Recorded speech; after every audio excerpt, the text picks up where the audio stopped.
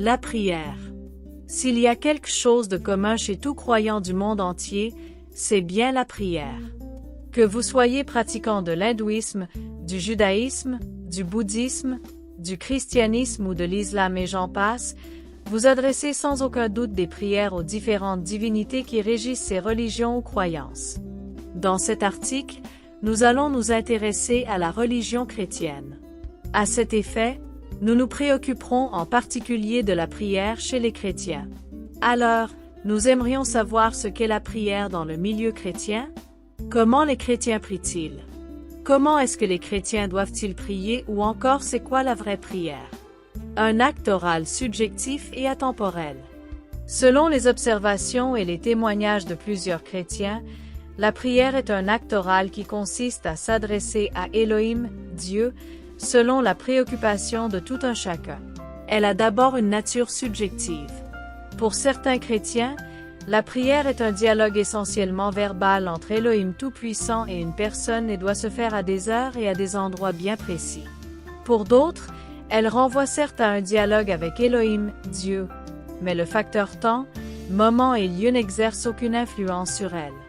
Elle demeure alors un dialogue avec le Créateur de l'univers à n'importe quel moment et à n'importe quel endroit. Un acte oral contrôlé par les responsables d'assemblée. Dans les assemblées chrétiennes communément appelées églises, la prière demeure un acte oral en général régi par l'assemblée à laquelle on appartient. Son mode d'exécution ou encore la façon de l'exécuter dépend parfois de la dénomination ou l'église à laquelle nous appartenons. Certaines assemblées chrétiennes ont compliqué ces moments d'échange et de communication avec Elohim en dictant aux chrétiens la façon d'exécuter une prière. Chez les chrétiens catholiques par exemple, une bonne prière se fait toujours en invoquant la prétendue Vierge Marie et les prétendus Saints catholiques. Dans cette assemblée dite chrétienne, le caractère subjectif de ce moment d'échange avec Elohim a disparu pour céder la place à une sorte de schéma à suivre par tout le monde. Ici, les schémas de prière peuvent provenir de plusieurs sources, de l'autorité suprême de cette institution, pape, des évêques, des diacres, des prêtres et j'en passe. Il n'est donc pas rare de lire dans les différents médias de communication catholiques le canevas de prière relatif à une intention de prière émise. Par ailleurs, les églises, assemblées chrétiennes, en particulier les dirigeants d'église, les anciens, voire même les chrétiens ne cessent de rédiger des livres de prière qu'ils mettent à la disposition des chrétiens moyennant une somme d'argent. C'est ainsi qu'on retrouve dans les librairies, les surfaces commerciales et assemblées chrétiennes une panoplie de livres portant sur les sujets de prière. Il existe par exemple sur le marché, les livres de prière pour la délivrance, le mariage, les actions de grâce, les épreuves, etc. Au vu de tout ceci, la prière n'est donc pas seulement un dialogue ou une communication du chrétien avec Elohim, Dieu, mais plutôt une récitation faite au Seigneur qui ne vient même pas souvent du chrétien qui l'exécute. Les pasteurs, les prêtres, les anciens, bref, les dirigeants d'assemblées sont souvent très sollicités par les fidèles dans les différents problèmes qu'ils rencontrent au quotidien. Au sortir de ces entretiens ou échanges remplis d'écoute et de conseils, le médicament ou la solution que ces dirigeants leur prescrivent est très souvent la prière. Chez les catholiques par exemple, cette prescription est beaucoup plus précise en ce sens que le fidèle est éclairé sur le contenu et la manière de l'exécuter. En revanche, chez les évangéliques, le pasteur conseille la prière simplement, c'est-à-dire un ensemble de demandes, de supplications, de plaintes, etc., dépendamment du problème ou de l'objet de prière qu'il adresse au Seigneur Yehoshua Mashiach. Cependant, le constat est clair, l'exaucement est très rare. Les mêmes chrétiens reviennent constamment auprès de ces dirigeants pour les mêmes problèmes ou préoccupations. Plus au contraire, le nombre de fidèles sollicitant leurs conseils et leurs prières augmente davantage. Cela nous pousse à nous poser un certain nombre de questions. Le Seigneur Yehoshua Mashiach, Jésus-Christ en français, est-il un Elohim, Dieu en français, sourd? N'aime-t-il pas ceux qui croient en lui comme il le dit dans la Bible? Pourquoi n'entend-il pas nos prières et ne les exauce-t-il pas? Comment doit-on se prendre lorsque nous voulons lui adresser des prières? Voilà autant de questions que peuvent se poser les chrétiens face au silence d'Élohim, Dieu, lorsqu'ils lui soumettent des prières. Cette situation nous amène à poser cette question fondamentale. C'est quoi la vraie prière? C'est quoi la prière qui est agréable à Élohim? Dans la Nouvelle Alliance, communément appelée Nouveau Testament, en particulier dans 2 Timothée, chapitre 2 verset 19, il est écrit: « Néanmoins, le solide fondement d'Élohim tient debout, ayant pour sceau: le Seigneur connaît ceux qui sont à lui et, quiconque invoque le nom du Seigneur, qu'il s'éloigne de l'injustice. » Dans ce passage, Paul s'adresse à tous ceux qui s'identifient à des chrétiens en les invitant à s'éloigner de l'injustice. Or, à quoi renvoie l'injustice dont il parle ici? Le mot injustice n'est rien d'autre que le contraire de la justice. Selon le dictionnaire Robert, la justice fait référence à la reconnaissance et au respect des droits et du mérite de chacun. Si nous ramenons cette définition dans le contexte chrétien, elle est donc la reconnaissance et le respect des droits de son prochain conformément au commandement d'Élohim. Celui qui déroge à cette recommandation devient à cet effet injuste et par conséquent pratiquant de l'injustice. Il devient donc indigne du fait de son injustice d'invoquer ou de s'adresser au Seigneur Yehoshua Mashiach, Jésus-Christ en français. L'injustice renvoie donc à toutes sortes de péchés que l'on commet envers son prochain. En guise d'exemple, nous pouvons citer le mensonge, l'hypocrisie, la jalousie, le vol, l'adultère, l'irrespect, l'absence de pardon, la colère, les murmures, la sorcellerie, les médisances, l'orgueil, l'ivrognerie, la discrimination sur toutes ses formes, racisme, tribalisme, xénophobie, les moqueries et bien d'autres. En résumé, tout ce que l'on fait et qui constitue un péché contre notre prochain constitue une injustice, par conséquent nous disqualifie devant le Seigneur. Dans Michelet, Proverbes, chapitre 28 verset 9, il est écrit: « Celui qui détourne son oreille pour ne pas écouter la Torah, sa prière même est une abomination. » Par ailleurs, dans l'évangile de Yohanan, Jean, chapitre 9, verset 31, l'aveugle guéri par Yehoshua Mashiach répond à ses multiples interrogateurs en ces termes. Or nous savons tous qu'Élohim n'exauce pas les pécheurs, mais si quelqu'un est pieux envers Élohim et fait sa volonté, il l'exauce. Il faut noter qu'à partir de cette déclaration, nous comprenons qu'il est connu et que cela constitue même une règle qu'Élohim, Dieu, n'exauce pas les pécheurs. Ceci nous permet de réaliser qu'il existe certaines conditions à remplir pour se faire entendre par notre Seigneur. De ce fait, nous allons examiner de quoi il s'agit concrètement en nous appuyant sur quelques exemples tirés de la Bible. Le pharisien et le publicain. Dans la Bible, on retrouve plusieurs passages où des personnes ont adressé des prières à notre Seigneur Yehoshua Mashiach. Nous pouvons citer la parabole du pharisien et du publicain dans Luc, chapitre 18 du verset 9 au verset 14. Elle décrit deux personnes en prière devant le Seigneur, le pharisien et le publicain. Rappelons que les pharisiens étaient des enseignants et interprètes de la Bible, en particulier de la loi de Moïse. Ils maîtrisaient tous les commandements d'Élohim, donc s'ils ne les pratiquaient pas, c'était juste par manque de volonté. Les publicains, quant à eux, étaient des Juifs collecteurs d'impôts. Ils étaient haïs dans la société parce qu'ils étaient au service du gouvernement romain et qu'ils étaient impliqués dans les magouilles de ce gouvernement. Toutefois, seule la prière du publicain a été agréable. Car au verset 14 de l'évangile de Luc, chapitre 18, il est écrit en parlant du publicain: « Je vous dis que celui-ci descendit dans sa maison justifié, plutôt que l'autre. Car quiconque s'élève sera abaissé et quiconque s'abaisse sera élevé. » Notons que l'orgueil du pharisien constitue entre autres l'une des raisons qui l'ont rendu désagréable aux yeux du Seigneur. Les œuvres réalisées par le pharisien au nom du Seigneur n'ont pas joué en sa faveur au moment de sa prière. Le Seigneur a simplement tenu compte de son état au moment de la prière. Malheureusement, le Seigneur l'a jugé indigne du fait de son orgueil et bien d'autres péchés certainement. Les 7 fils de Séva.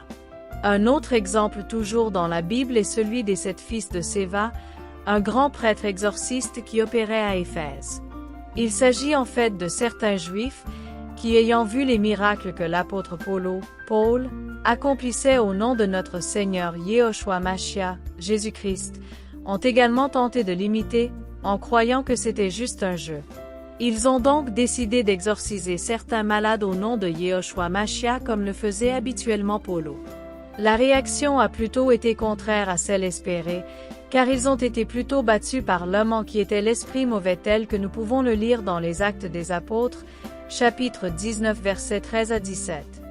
Mais quelques-uns d'entre les exorcistes ambulants, juifs, entreprirent de prononcer le nom du Seigneur Yehoshua sur ceux qui étaient possédés d'esprits mauvais, en disant « Je vous conjure par ce Yehoshua que Paulo prêche. » Or c'était cet fils de Séva, un principal prêtre juif, qui faisait cela.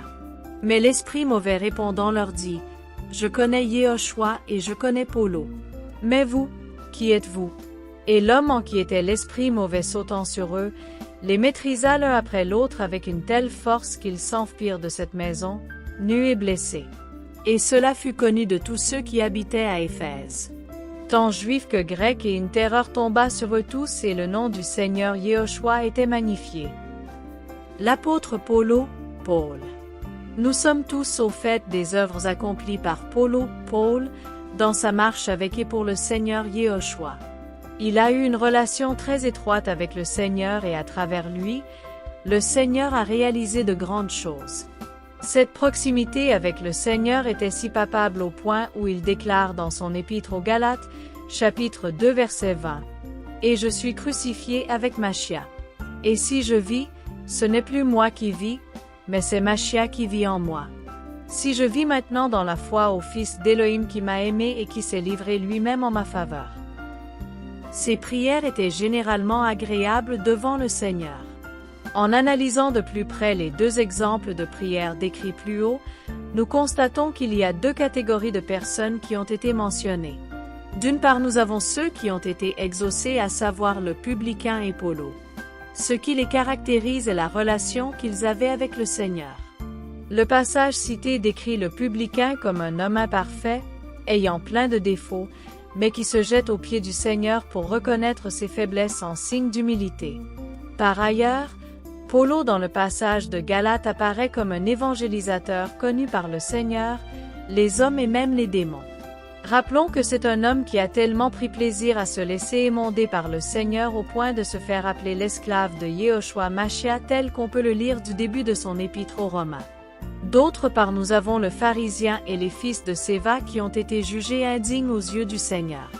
Il est aussi important de signaler que les pharisiens n'avaient pas une très bonne renommée devant le Seigneur. D'ailleurs, notre Seigneur Yehoshua Mashiach lors de son séjour terrestre ira même jusqu'à conseiller ses disciples de ne pas manger le pain des pharisiens en faisant ainsi allusion aux doctrines qu'ils enseignaient, Matthieu 16 verset 6. De plus, dans le passage portant sur les fils de Séva, on constate clairement qu'ils s'adressaient à un Élohim qu'ils ne connaissaient pas, d'où leur déclaration « Je vous conjure par ce Yehoshua que Paulo prêche ». Actes chapitre 19 verset 13. Or nul ne peut aimer quelqu'un qu'il ne connaît pas. Il est donc impossible de déclarer ou de croire que ces exorcistes ambulants aimaient notre Seigneur Yehoshua Mashiach. Nous constatons tous que le pharisien et les fils de Séva étaient tous reprochables devant le Seigneur. Ils avaient tous un mauvais témoignage, d'où le silence, l'indifférence de Yehoshua Mashiach par rapport à leurs prières. Les chrétiens d'aujourd'hui ne sont pas différents de ces pharisiens ou de ces fils de Séva. Bon nombre d'entre eux sont tièdes comme l'assemblée de Laodicée. Ils affirment être des chrétiens, mais c'est tout simplement des noms qu'ils ont acceptés. Dans la pratique, c'est tout simplement de véritables païens. On les retrouve dans toutes sortes de péchés, hypocrisie, injustice, mensonge, médisance, amertume et manque de pardon, colère, traditions humaines qui s'opposent à la volonté d'Élohim, Dieu, sorcellerie, vol, corruption, adultère, tribalisme, racisme et j'en passe. Cette vie de saleté ne les empêche pas d'invoquer le nom du Seigneur. Ce sont également de très grands prieurs à l'instar des pharisiens et des fils de Séva. Or, selon la Bible, l'exaucement d'une prière nécessite d'abord qu'un certain nombre de conditions soient remplies. Dans la Bible, notamment dans un Samuel, chapitre 2 verset 30, le Seigneur déclare ceci.